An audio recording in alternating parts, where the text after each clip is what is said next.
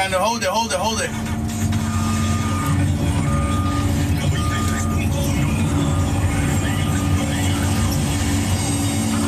Claro, no vaya que lo jodió. Papi, lo puede torcer, joderlo, ¿viste?